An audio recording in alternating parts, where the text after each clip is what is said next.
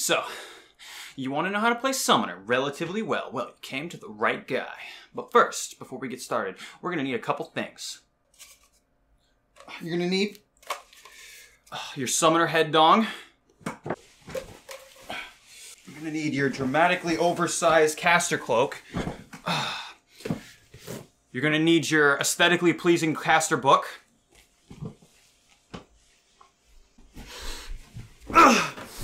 And you're going to need your summon. Let's get started.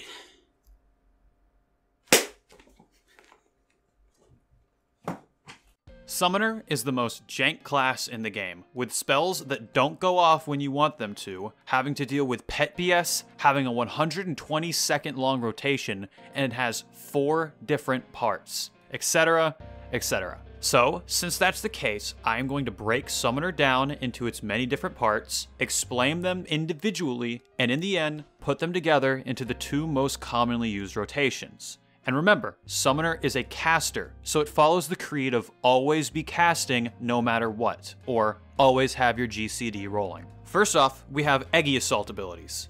Egi Assault 1 and 2 are GCD spells, and both have 2 charges and a short cooldown, making it so you can cast them whenever you need to move for a majority of the fight. Whenever you cast this spell, it actually commands your pet to use the ability, which may take a second or more depending on where your pet is and how busy he is. Whenever your pet executes his Egi Assault, you get a stack of Ruin 4. What is Ruin 4? Well, let's cover the 4 Ruin spells. Ruin 1, 2, 3, and 4. Ruin 1 is Summoner's filler spell, meaning if you have no other better spells to cast, or you are saving your better spells, or you have no OGCD abilities to weave into your rotation right now, then just cast Ruin 1. This spell turns into Ruin 3 at a higher level. It's the same spell, but it does more damage and looks cooler. Ruin 2. Since Summoner is a caster and you always need your GCD to be rolling, in order to move, you have to use an instant cast spell. And Summoner has a ton of instant cast spells. But if you are unable to use any of these, you'll have to use Ruin 2 to get your GCD rolling and be able to move. It's expensive and does trash damage. But hey, it's instant cast. Ruin 4. Ruin 4 stacks 4 times, so I'm gonna call it Ruin IV for this section, otherwise it might get confusing. Ruin IV is cheap, instant cast, and does more damage than any of these other spells. However, you can only cast it when you have a stack of Ruin IV available. You can have 4 stacks of Ruin IV. Also, you don't want to just use Ruin IV whenever you have it.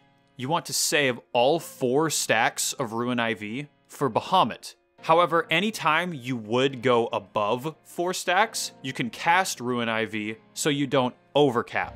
Now, I'm going to start calling it Ruin 4 from now on. And remember, you get a stack of Ruin 4 when you cast Egi Assault, but only once your pet uses the ability. And Summoner's last GCD abilities are their damage over time spells, or dots. These are Bio and Miasma. Bio is instant cast, and Miasma is casted, but has upfront damage.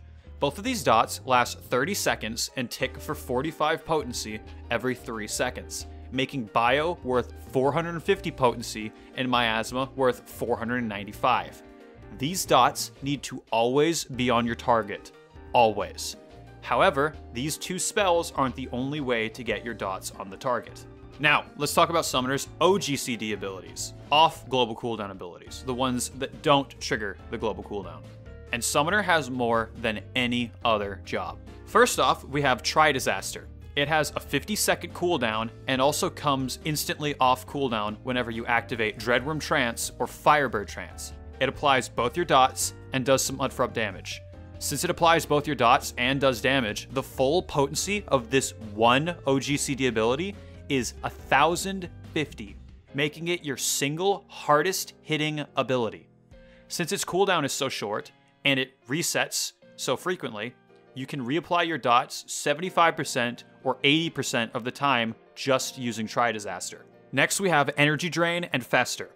Energy Drain is a short cooldown OGCD spell that does a small amount of damage and gives you 2 Aether Flow, these little crystals. You spend Aether Flow on the spell Fester. another OGCD ability that does a ton of damage if your target has both your dots applied. Make sure you use Energy Drain the second it comes off cooldown, and make sure you spend both your Aether Flow before using Energy Drain again. Lucid Dreaming, Addle, Surecast, and Swiftcast are roll abilities that all spellcasters get. Lucid Dreaming is used to regen mana, Swiftcast makes your next spell instant cast, Addle makes your target do less magic damage for 10 seconds, and Surecast makes your character immune to knockback spells. Next we have DreadWyrm Trance. DreadWyrm Trance lasts 15 seconds, and makes Ruin 3 and Miasma instant cast abilities. So, now for 15 seconds, your entire class toolkit is instant cast. It also allows you to use Death Flare, another OGCD spell that does good damage. And it ends DreadWyrm Trance upon casting. Whenever you exit DreadWyrm Trance, you become primed to summon Bahamut.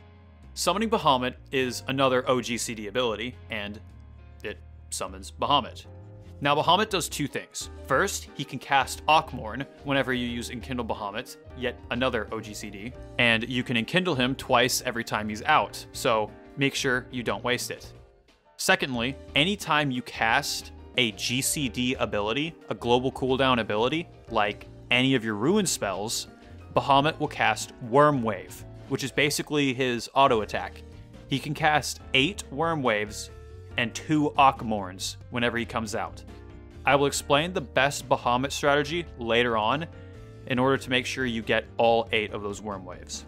After Bahamut leaves, DreadWyrm Trance turns into Firebird Trance, and once it's off cooldown, casting Firebird Trance does 3 things. Number 1, it summons a Phoenix, which works exactly the same as Bahamut. He casts up to 8 spells whenever you use a GCD ability, and you can Enkindle him twice.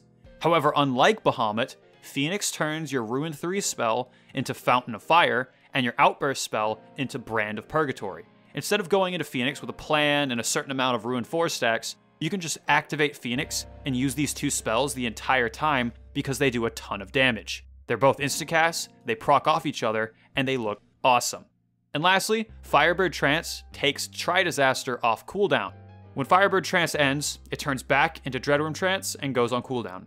And the last summoner spells that matter are their long-form cooldowns. These come in the form of Aether Pact, a 3-minute cooldown that commands your pet to give off a buff for every party member. This buff increases everybody's damage dealt by 5% for 15 seconds. And we have Enkindle, which does something different for every pet, but for Ifrit, the only pet that matters, it's an attack with a 2-minute cooldown that does 400 potency, which is like 2 Ruin 3s on a 2-minute cooldown. Yeah, it's not very impressive, but here you go. And if it wasn't already obvious, I'm only covering the single target rotation because, let's face it, AoE really doesn't matter at max level. Also, the summoner AoE rotation is the exact same, except use Garuda instead of Ifrit, use Outburst instead of Ruin 3, use Pain Flare instead of Fester, and use Bane to spread your dots. Now that I've explained every one of Summoner's tools, the rest of the video will be showing off the full 110-second rotation and 120-second rotation. I will commentate over them, pause the video, and explain my reasoning for using each spell when I use it. So here I have a recording of me doing the 110-second and 120-second rotations. So I will explain the openers and the choices I make throughout the whole rotations. If you just want to watch the openers, just watch the openers. If you want to watch the whole rotation, I'll be commentating over it, and then I will do the 120-second rotation after this. So here is the opener of the 110-second rotation. You start off always pre-casting a Ruin 3. Start casting it around like the 3-second or the 2-second mark in the countdown. And then immediately after casting Ruin 3, what you're wanting to try to do is to, number 1, keep your GCD rolling so you immediately use an Egi Assault ability, and then number 2, you want to get into DreadWyrm Trance as soon as possible because the 110-second rotation is all about trance rushing, pressing your trance button as soon as possible so that you can get more trances off. So like if you're, fighting a boss and reaching in rage over and over again, like your party is wiping to the boss's enrage mechanic, trance rushing is better because you might be able to get out another Bahamut or another Phoenix to push past that last percent so you don't have those 0.1% wipes. Like, dang it, we wiped. Trance rushing helps to fight that because when you're fighting the boss and you're at that 0.1%, you pull out Bahamut or Phoenix or something and you can really push it over the edge like that. So that's the point of 110-second rotation. So it starts off immediately. Pre-casting the Ruin 3, using an Egi Assault, using Tri-Disaster, and then immediately popping DreadWyrm Trance. Once you're in DreadWyrm Trance, you want to get all of your other off global cooldown abilities onto their cooldown. So keep the GCD rolling by pressing your other Egi Assault, and then immediately pop Energy Drain and Aether Pact, because you want to get Energy Drain on cooldown and you want to get Aether Pact up. Then you want to use your another Egi Assault to keep your GCD rolling, and this is where you potion. Now that Aether Pact is up, you're buffed, your potion is up, you're buffed, you're going to keep your GCD rolling again by using your last Egi Assault, and now you have 4 stacks of Ruin 4, and you also want to use Enkindle and Fester here. This is your 2 most powerful OGCD abilities, and you want to use them now that you have Devotion up, and your Potion up, and everything's good to go. You want to use Fester and Enkindle here to just hit the hell out of the target. Then you're going to do 2 more Ruin 3s, because you might have noticed I just hit all 4 stacks of Ruin 4, even though I pressed my Egi Assault abilities like a couple seconds ago, like 5 seconds ago. That's where the Summoner Jank comes into play. Alright, since your Egi Assault abilities and your Aether Pact ability and your Enkindle abilities, you're actually telling your pet to do them, you're not actually casting those spells, that means he gets clogged up. He's like, I gotta do this spell, and this spell, and this spell, then that spell. So it takes him some time, right? Even though I finished pressing all those buttons 5 seconds ago, he just got the last one off, right? So that's why I did an extra 2 Ruin 3s, to give him the time to cast all of his abilities. But now that everything's on the boss, I have all my stacks of Ruin 4, I'm going to use Death Flare, and then I'm going to wait until almost the end of this global cooldown to summon Bahamut. You want to get into the habit of doing that, because it makes sure that you can get off all 8 worm waves. Now, in order to get off all 8 worm waves, you need to make sure that the first and last 2 global cooldowns you use during Bahamut are instant cast abilities. If the first one and the last 2 aren't instant cast abilities, you'll only get off 7, maybe even 6. So you always start off Bahamut by pressing Ruin 4, because you don't want to be using Ruin 2 because it does less damage. So you start off by pressing Ruin 4, hitting Akmorn, or Enkindle Bahamut, and then weaving in whatever OGCDs you have up. Like, I still have another Aether Flow, so I'm going to weave in another Fester. After that, you just cast Ruin 3 until you're able to press another OGCD ability, right? So 2, 3, that's my 4th GCD while Bahamut was out, so there's my 4th Worm Wave, and I press Ruin 4 again. That's my 5th Worm Wave, and I'm going to press Enkindle Bahamut. I'm going to cast 1 more Ruin 3, and now that was my 3rd to last GCD, right? There's only 2 more GCDs to press during Bahamut while this Ruin 3 is out. And I said they have to both be instant cast, right? Like, my next 2 GCD abilities, they have to both be instant cast. So I have a choice to make here. I can either A, use Ruin 4 2 times, right? Because they're both instant cast. Or I can do what I do here and save a Ruin 4 for later in case I need it to move or to use another GCD.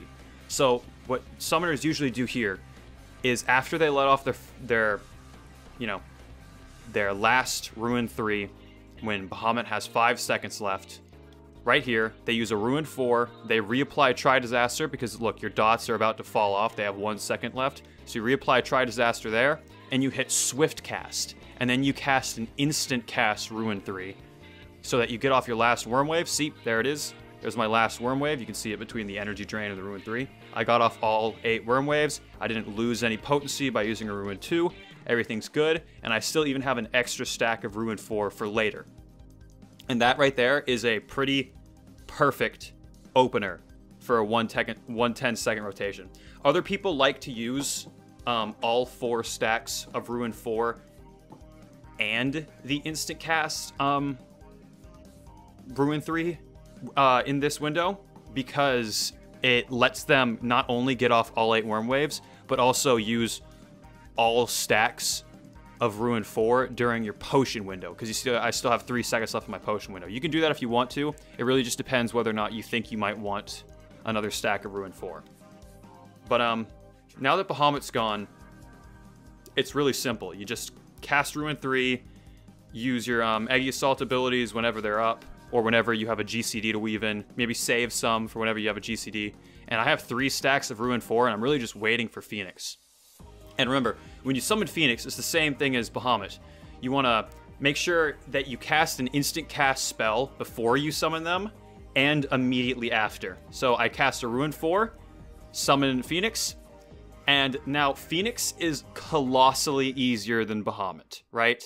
Like, your Ruin 3 button and your Outburst button, they transform, and they become these 2 abilities that you just spam. Like, you press Fountain of Fire, then you press Brand of Purgatory. Fountain of Fire, Brand of Purgatory. Weave in all of your OGCDs when you should. Make sure you enkindle Phoenix 2 times. Make sure you spend all your Aether Flow on Fester. Make sure you're pressing Energy Drain on Cooldown. And that's pretty much it, right? The hard part is over. Now you're basically pressing your OGCDs when they come up and making sure you're doing Phoenix and Bahamut correctly. And then that's pretty much it. That is pretty much Summoner's entire rotation. Now we're waiting for DreadWyrm Trance to cool down in 30 seconds. When DreadWyrm Trance has 30 seconds left, this is a good time to reapply your dots, because Tri-Disaster will be up. I use Tri-Disaster in the 110-second rotation the second you summon Phoenix, because that means it'll be up again by the time you go into DreadWyrm Trance, so you can use it right before DreadWyrm Trance, and that just makes it so you only have to hard cast your dots right here. This is the one time during the fight where you have to hard cast your dots. It's 30 seconds after you summon Phoenix. You can put your dots up with just Tri-Disaster before DreadWyrm Trance, in the middle of Bahamut, the second Phoenix starts. You know, every 4 times you reapply your dots, you have to hard cast it right here. But every other time, you should have Tri-Disaster up. And that's the 110-second rotation. That's really it. So let's talk about the 120-second rotation. So here we are right before the 120-second rotation starts. And this goes for any boss fight. If you haven't played Summoner before, you might have always noticed that their pet is standing right next to the boss right before the boss fight starts. That's because you can place your pet wherever you want, and placing your Ifrit pet right next to the boss is better because he's a melee pet, right? He does melee attacks. So it's just faster for him to be at the boss if you place him right next to it. So he technically does a little bit more damage, like 1 or 2 more attacks. You know, he can pump out another like 10k damage, which isn't a lot, but it's something. You know, if you've ever wiped at 0.01% and you didn't place Ifrit next to the boss, you might have killed him if you did. Right. Also, you know, it might push you from a 98 parse to a 99 parse. But when you start out the 120-second rotation, your goal is to line up your Tri-Disaster casts with raid buffs, right? Because you don't need to trance rush. These are usually for groups that have ninjas in them and groups that have faster kill times, right? You're not going to get to Enrage. You don't need to push out another Bahamut because you aren't even going to get that far. So what you're trying to do is, instead of getting out more spells, more powerful abilities, is you're trying to make your powerful abilities that you're already casting stronger. So the opener is about using Tri-Disaster instantly, and then using your second Tri-Disaster early, so that would fall under the Trick Attack window, the Devotion window, your Potion window, the Change Stratagem window, the Battle Litany window. If you just have all these party buffs, you want to cast Tri-Disaster during those party buffs because it's your strongest ability. It does 1050 potency. If you can get that under Trick Attack, under Devotion, under Change Stratagem, under Battle Litany, under all that stuff, it'll be way, way better. And with the 120-second rotation, that's more likely going to happen all throughout the fight. So the opener is about delaying DreadWyrm Trance and clipping your dots with your second Tri-Disaster. So start out with the pre-casting Ruin 3 like you always do, and then immediately use an Egi Assault, apply your Tri-Disaster, press your Energy Drain, and then use another Egi Assault, use your Potion, and then use your third Egi Assault. You want to cast Devotion, and then DreadWyrm Trance. After you're in DreadWyrm Trance, you want to use your fourth Egi Assault. Right there, what I just did is I used Lucid Dreaming Lucid Dreaming with Enkindle, right? This delays Enkindle to happen a little bit later during the second half of the weave, so it's more likely to get hit by dots. It gives buffs. It gives everybody else a little bit more time to put their buffs on the target. Then after that, on your fifth global cooldown, right? The first 4 global cooldowns of the fight were all Egi Assault abilities. On your 5th global cooldown, press Ruin 3, and then reapply Tri-Disaster. This is where you clip off your earlier Tri-Disaster. You know, your dots probably still had a good 10, 15 seconds left on them. You're clipping them off and you're reapplying Tri-Disaster right here because you have Devotion, you have your Potion, you might have Trick Attack, you might have Battle Litany, you have all that good stuff. So you're reapplying Tri-Disaster here for some super dots. Then you use one more Ruin 3, and then you summon Bahamut. Then you go through Bahamut the same way as before. Make sure the first cast is an instant cast. Make sure the last 2 casts are an instant cast. But the difference here is you're not going to be able to reapply your dots with a Tri-Disaster. You're going to have to hard cast your dots after they fall off. So right after Bahamut leaves, you need to cast Miasma 3 and Bio 3. Then you do the same thing you did last time. You're just using your Egi Assaults when you need to move, or whenever you need to cast an OGCD ability. You're stacking up your Rune 2s. You're just waiting for Phoenix to come up. Except instead of now using Tri-Disaster the second you summon Phoenix, you use Tri-Disaster the second before you summon Phoenix. Just like that. And that's the main difference between 110 and 120. Is you want your dots basically to be applied at different times, and you want to use Tri-Disaster to where it makes more sense for them to fall under party buffs.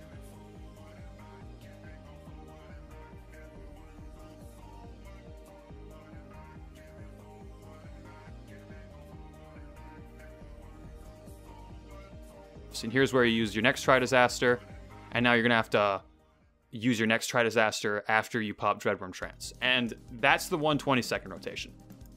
I hope that made sense to you. If you have any questions, feel free to ask them in the comments below. And thanks for watching my video.